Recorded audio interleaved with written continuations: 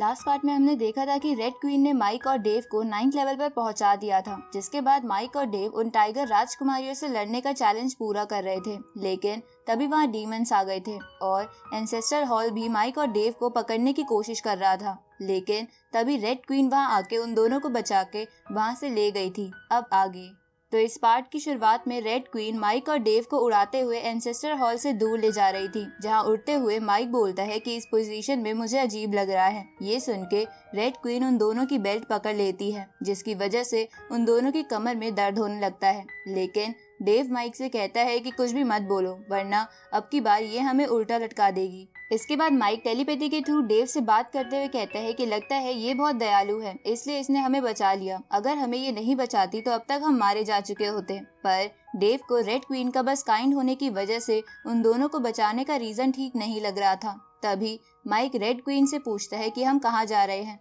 इस पे red queen उससे कहती है कि मैंने तुझे अभी पहले चुप रहने को कहा था। ये सुन के माइक चुप हो जाता है और डेव से टेलीपैथी के थ्रू कहता है कि इसकी जान बचाने के बदले इसने हमारी मदद तो कर दी थी, तो क्या ये सच में काइंड है या फिर इसके पीछे कोई और ही रीजन है। उसी वक्त डेव बोलता है कि ये 11th लेवल ऑफ कल्टीवेशन पर है और रेड क्वीन ने जानबूझ के अपना लेवल 9 कर लिया था ताकि वो सिर्फ हमारा ब्रेक थ्रू करा सके, पर सिर्फ काइंडनेस की वजह से कोई ऐसा नहीं कर सकता। तो इसके पीछे क्या रीजन होगा। ये सुन के माइक बोलता है कि कहीं मैं रेड क्वीन को पसंद तो नहीं आ गया। तभी रेड क्वीन उन दोनों से अपनी बकवास बंद करने को कहती है। ये सुन के वो दोनों हैरान हो जाते हैं।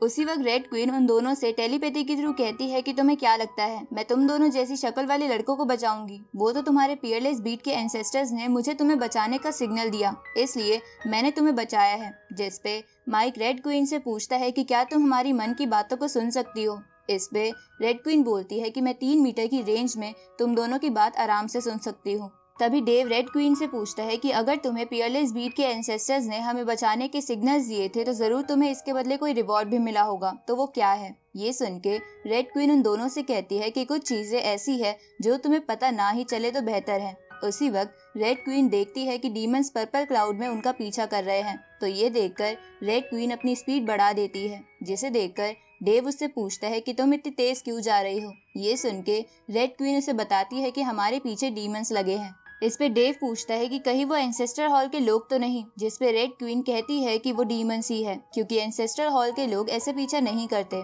बल्कि वो तो हमें वहाँ से बाहर ही निकलने नहीं देते।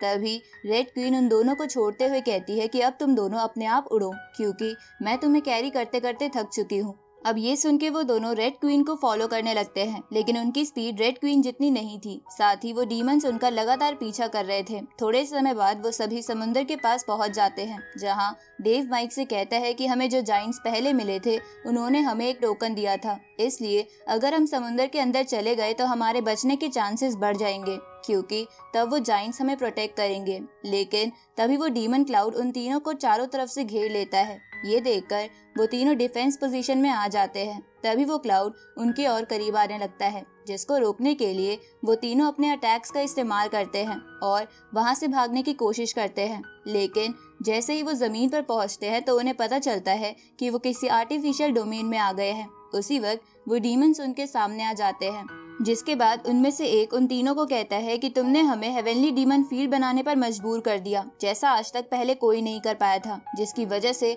तुम्हें खुद पर प्राउड करना चाहिए। लेकिन आज हम तुम्हें यहाँ से जिंदा वापस नहीं जाने देंगे। इसके बाद वो डीमन रेड क्वीन से कहता है कि क्योंकि तुम अपने क्लैन की इकलौती हो जो 11th लेवल ऑफ कल्टीवेशन पर है, इसलिए तुम यहाँ से जा सकती हो, लेकिन इसके बदले तुम्हें उन दोनों को हमें सौंपना होगा। उसी वक्त माइक उस डीमन को देखकर गुस्सा करने लगता है जिसने उसके पेरेंट्स को मारा था, लेकिन रेड क्वीन उसे शांत कराते हुए माइक और डेव से कहती है कि तुम दोनों यहाँ से चले जाओ और मैं इन सबको रोकती हूँ। अब रेड क्वीन अपने टेंटिकल्स बाहर निकाल लेती है, जिसे देखकर उन डीमंस का लीडर कहता है कि कुछ भी बेवकूफी मत करो, ये demon field divine level masters को रोकने के लिए बनी है, इसलिए तुम इतनी आसानी से यहाँ से इन्हें नहीं भगा पाओगी। ये सुन के रेड क्वीन बोलती है कि लेकिन मैं फिर भी ट्राई जरूर करना चाहूंगी, जिसे सुन के उस क्लाउड में छुपे बाकी डीमंस हंसने लगते हैं। तभी रेड क्वीन उन दोनों से टेलीपैथी के थ्रू कहती है कि ये डीमन फील्ड बहुत ही स्ट्रॉन्ग है, पर मैं फिर भी इसमें एक रास्ता बनाने की कोशिश करूंगी, जिसकी मदद से तुम भागकर समुद्र के अंदर चले जाना, जहां तुम्हारे सरवाइव करने के थोड़े चांसेस होंगे। ये सुन के माइक रेड क्वीन से पूछता है कि क्या हमारे जाने के बाद तुम भी यहाँ से निकल पाओगी। इस पे रेड क्वीन कहती है कि इसका मुझे नहीं पता क्योंकि ये डीमन फील्ड बहुत मजबूत है और इसे बार बार खोलना बहुत मुश्किल है। ये सुन के माइक कहता है कि तब तो हम भी यहाँ से नहीं जाएंगे। इसके बाद माइक अपना टेलीपोर्टेशन पॉइंट एंसेस्टर हॉल से हटाकर वहाँ क्रिएट कर लेता है ताकि रेड क्वीन उन्हें जबरदस्ती भी भगाए तो भी वो वहाँ से वापस आ सके। इस पे रेड क्वीन माइक से पूछती है कि ये सब तुम क्यों कर रहे हो। ये सुन के माइक बोलता है कि भले ही हम स्ट्रांग नहीं हैं, लेकिन हमारे अंदर इमोशंस है और हम ऐसे किसी को भी अकेले छोड़ के नहीं जाएंगे क्योंकि तुम हमारी फ्रेंड हो। ये सुन के रेड क्वीन कुछ सोचने लगती है और उसे अपने बचपन का सीन याद आता है जब उसके क्लैन को किसी ने पूरी तरह तबाह कर दिया था और एक मास्क मैन ने आकर उसे बचा लिया था। जिसके बाद रेड क्वीन ने उससे पूछा था कि मेरी फैमिली तो मर गई है तो अब मैं किसके लिए जिंदा रहूं। इस पे मास्क मैन ने उसे कहा था कि लाइफ में तुम्हारे बहुत फ्रेंड्स बनेंगे, तुम्हें उनके लिए जिंदा रहना होगा। अब माइक और डेव फाइट के लिए बिल्कुल रेडी हो जाते हैं तो उन्हें देखकर रेड क्वीन भी अपनी स्वॉर्ड निकालते हुए गुस्से में उन डीमन से उनका नाम पूछती है, जिसे देखकर वो डीमंस कहते हैं कि क्या तुम पागल हो गई हो जो इन ह्यूमंस के चक्कर में अपनी जान दांव पर लगा रही हो, लेकिन एक 11th लेवल वॉरियर होने की वजह से हम तुम्हारी रिस्पेक्ट करते हैं। इसके बाद वो डीमंस एक एक करके अपना नाम बताते हैं, जिनमें से पहले का नाम शान था जो 24 हेवनली डीमंस में से 6 रैंक पर था और दूसरा हाउ जो 8 रैंक पर था। इधर माइक डेव से कहता है कि ये दोनों मून गॉड लेवल पर हैं, तो इसका मतलब कम से कम हेवनली डीमंस के टॉप 8 डीमंस मून गॉड या उससे आगे के लेवल पर हैं। उसी वक्त रेड क्वीन को गुस्सा आने लगता है, जिसे देखकर माइक धीरे से डेव से कहता है कि रेड क्वीन चाहती तो अपने कल्टीवेशन की मदद से यहाँ से भाग जाती, पर वो ऐसा क्यों नहीं कर रही और अपनी जान क्यों खतरे में डाल रही है।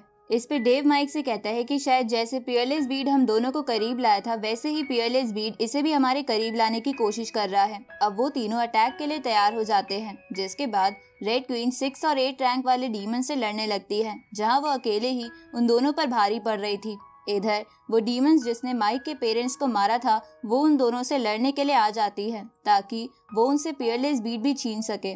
ये देखकर माइक अपने एलिमेंटल हार्ट की पावर से उस पर अटैक करता है और डेव उसे एक ही जगह पकड़ के रखता है, लेकिन इससे उससे ज्यादा कुछ नहीं होता। पर वो अब गुस्सा हो गई थी और उन दोनों पर अपनी पूरी ताकत से अटैक कर रही थी, जिसकी वजह से माइक और डेव उठ भी नहीं पा रहे थे और रेड क्वीन का बार बार ध्यान उन दोनों पर जा रहा था, जिसके कारण वो ठीक से उन मून गॉड डीमन से भी नहीं लड़ पा रही थी। तभी रेड क्वीन जल्दी से आके माइक और डेव को बचाती है, लेकिन खुद भी काफी इंजर्ड हो गई थी। पर वो अपनी परवाह ना करते हुए फिर से उन मून गॉड डीमन से लड़ने लगती है। तभी एक दूसरा डीमन पीछे से रेड क्वीन पर हमला करता है, लेकिन माइक और डेव बीच में आ जाते हैं, पर इसकी वजह से वो लगभग मरने वाले थे।